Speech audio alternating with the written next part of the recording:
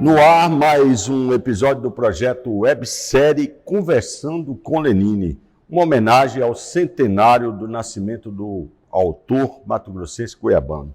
Essa proposta é financiada pela Lei Aldir Blanc, do Governo Federal em Cuiabá, através da Secretaria Municipal de Cultura de Cuiabá. Nosso entrevistado de hoje é o produtor cultural Flávio Ferreira. Falaremos um pouco sobre o professor Lenine, como gostava de ser chamado, e sobre suas contribuições para a cultura de Mato Grosso. O Flávio é advogado, é diretor teatral, faz parte da diretoria do OAB, já montou cerca de 50 peças teatrais e atualmente pertence à Academia Mato Grossense de Letras. Queríamos agradecer o Flávio pela presença e começamos com a nossa primeira pergunta. Qual a importância de Lenine e a sua obra pioneira de história e cultura mato-grossense para pensar a cultura de Mato Grosso? Muito obrigado pela presença, professor Flávio, e fique à vontade. Senhor, eu que agradeço, esse belíssimo projeto, eu tive assim o privilégio de ser aluno do professor Lenine. Em 1981, eu fiz faculdade de Direito, ele foi meu professor e era um gentleman. Então, para nós, aquela gurizada, 18, 19 anos, em pleno regime militar, vivíamos discutindo o mundo, tê-lo como referência cultural foi assim um grande privilégio. O professor Lenine é lecionado Direito Penal, e se você me permite relatar um episódio de convivência com ele, como eu disse, ele era um gentleman, era um lorde. Chegava na sala de aula, tinha um ritual dele, colocava os livros sobre a mesa, abria uma pasta, que ele andava com aquela pasta muito grande, de onde retirava os livros e a pasta ficava aberta. E nós assistindo aula. Um belo dia, um menino meio desavisado que ia de chinelo, deixou o chinelo solto. Foi um colega nosso, pegou o chinelo dele, e foi até a mesa discretamente, enquanto o professor dava aula, e colocou o chinelo dentro da pasta do professor Lenine. Sim. E voltou. Aí, naquela época rolava bilhete na sala, Sim, era o WhatsApp. Era o WhatsApp nosso. Chegou o bilhete, não olhe agora, mas seu chinelo está dentro da bala do professor. Aí o guri ficou louco, daqui, dali. Aí levantou. Professor, ele era um cara todo metódico, Professor, eu quero lhe comunicar. E ele era professor de Direito Penal. Ele era professor de Direito Penal. Eu quero lhe comunicar que foi furtado. Aí, professor, furtado? Aqui dentro? Aqui dentro, sim, senhor. E onde está o objeto do furto, senhor? Sabe, não sei, professor, mas disseram que está na sua pasta. Aí o professor foi lá e pegou o chinelo do rapaz. Esta é a res furtiva. Aí o rapaz, professor, é essa mesmo. Faça favor, vem aqui pegar a sala nessa hora. Quer dizer, ele agiu com a simpatia possível, Pegou, quando ele ia indo, professor, um momento, o objeto lhe foi devolvido. Agora existe uma pena, tem uma punição para o professor sair da sala de aula e não abandonar seus objetos. Então esse era o Lenine. Ao mesmo tempo, ele é extremamente rígido, mas ele era uma pessoa de coração enorme. Então, é algo assim foi muito um privilégio conviver com ele. E a Lenine, no seu livro História da Cultura, que é esse livro aqui, importantíssimo, é o primeiro esforço que se tem conhecimento de se contar a história da nossa cultura. Ele cita vários outros autores, mas é um esforço para entender que a cultura de Mato Grosso tem sua historicidade, é uma obra pioneira, basilar, para se entender o dia a dia da cultura. Eu queria que você falasse um pouco sobre a importância desse registro para as memórias de quem produz cultura hoje e para a história de Mato Grosso. É assim, eu sou cuiabano e nós cuiabanos, nós mato-grossenses, vivemos na década de 70, por conta do regime militar, veio a Transamazônica, veio o Sul veio para Mato Grosso. Então, quando o Sul veio para Mato Grosso, veio também a cultura. Então, o bacana era falar como sulista, ter a cor do sulista, e nós, os pretos, nós, os morenos, nós éramos os feios.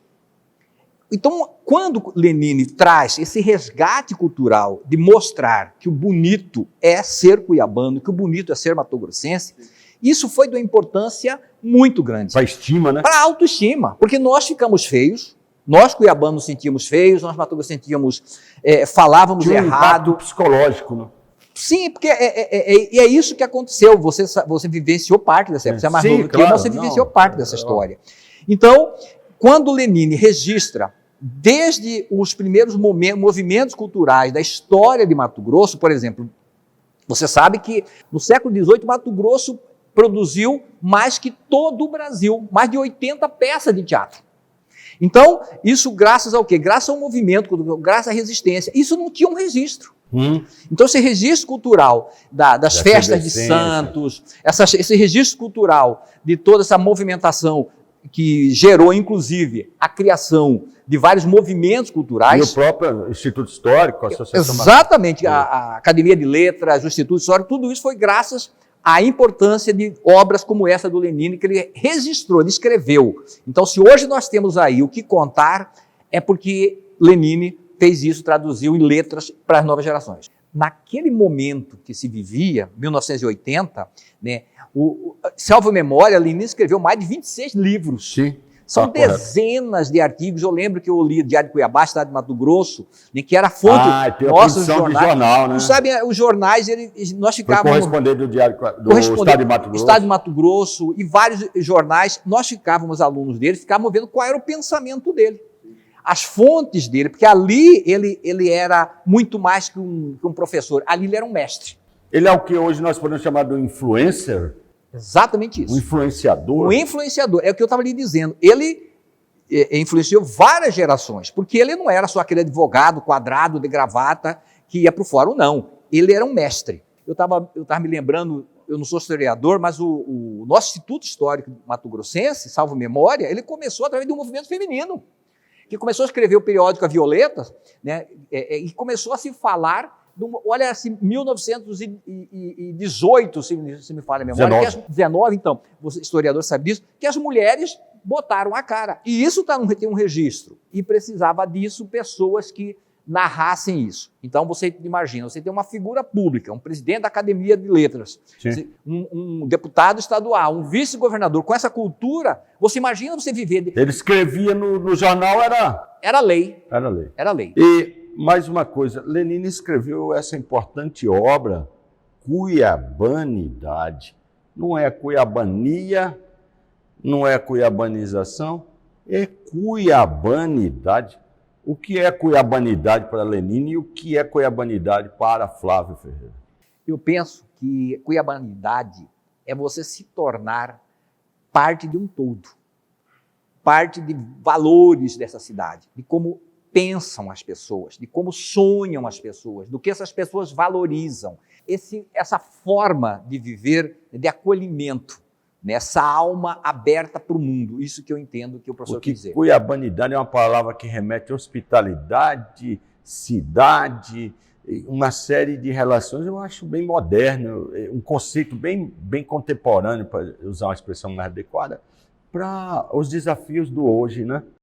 O professor Lenine, ele é uma dessas pessoas que nasceu fora do tempo. Essa é a verdade. Tinha uma estrela. Tinha uma estrela, né? São dons, são pessoas especiais, né, que nascem de vez em quando para contribuir. E Lenine Povas é uma dessas pessoas. Ele nasceu fora do tempo. Se ele nascesse hoje, eu digo mais, ele ainda nasceria fora do tempo. Ele é um cara que só vai ser entendido lá na frente. Bom, Lenine foi praticamente, não só estudou a cultura através desta obra magnífica, que precisa ser republicada, que é a História da Cultura Mato-Grossense. Em 20 de junho de 1975, no governo Garcia Neto, ele criou a Fundação Estadual de Cultura. Quer dizer, ele não era apenas um teórico de cultura, ele partiu para a militância de cultura. Ele foi o primeiro presidente da Fundação Cultural e foi quem fundou também essa Fundação Cultural. Qual a importância para a política pública de cultura essa atitude? Você veja a coragem de Lenine, né? 1975, é isso? 75. Nós estamos assim no pleno regime militar. Né?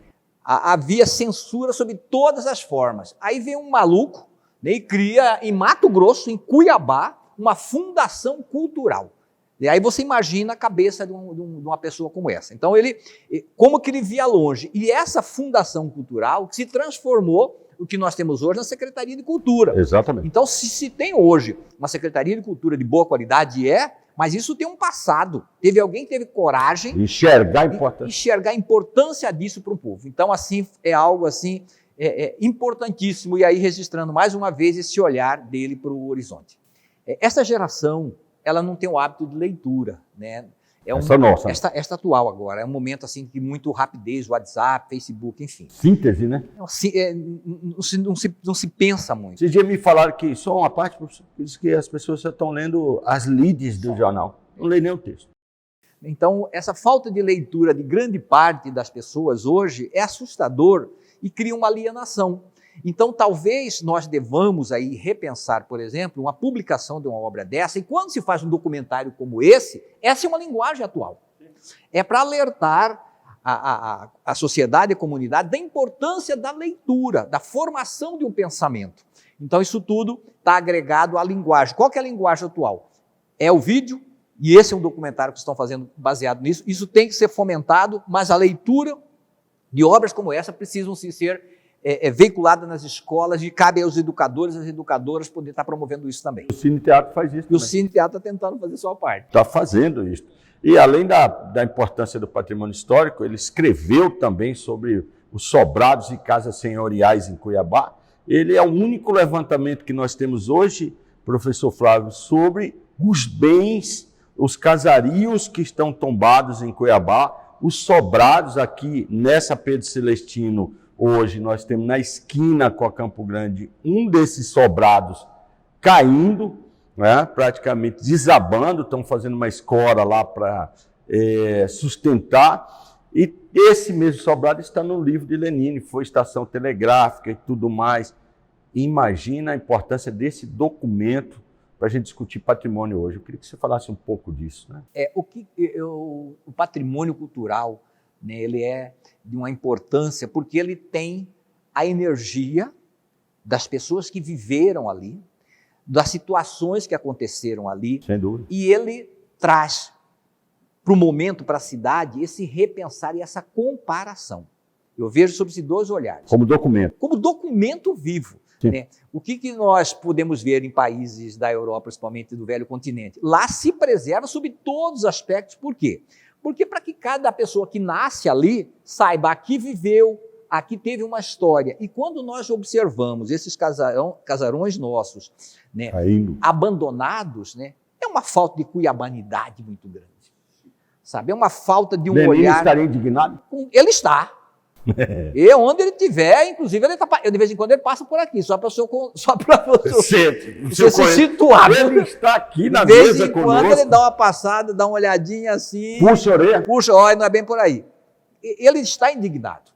Como todos nós que amamos essa cidade, precisamos estar indignados. Por isso é importante relembrar, né? Tem que relembrar, e é preciso que os atuais administradores entendam da importância de que cada pedra que está ali, ele não é um objeto sem vida. A cada pedra foi colocada por alguém, teve uma vida, tem uma história, tem uma alma ali. E quem não tiver esses olhos, sabe, está perdendo uma grande oportunidade de crescimento. Voltando a falar do processo cultural, né? Por que mesmo com toda essa violência, com todas essas destruições, né, manteve-se tão forte a cultura mato-grossense? Por conta disto, que é a alma, que é o coração, que é o conhecimento da sua história.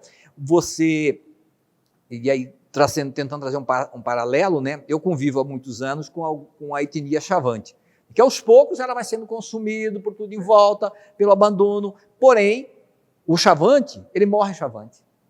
Não independe se ele é com 80, com 90, com 15 anos. Por toda a violência, ele não deixa de ser. Aqui aconteceu a mesma coisa, com todas essas violências, aquilo que foi, os valores que foram repassados de geração para geração permaneceram. Graças a quê? Graças à resistência cultural que nós tivemos, e aí entra de novo o papel de pessoas como Lenine. Flávio Ferreira, cuiabano, aluno do professor Lenine. Qual que é a emoção deste momento histórico de falar deste ser humano? É assim, né? Eu sou espírita também, então eu sei que quando você fala em nome de alguém, quando faz um projeto como esse em nome dele, ele presentifica. É isso que eu estava tentando dizer.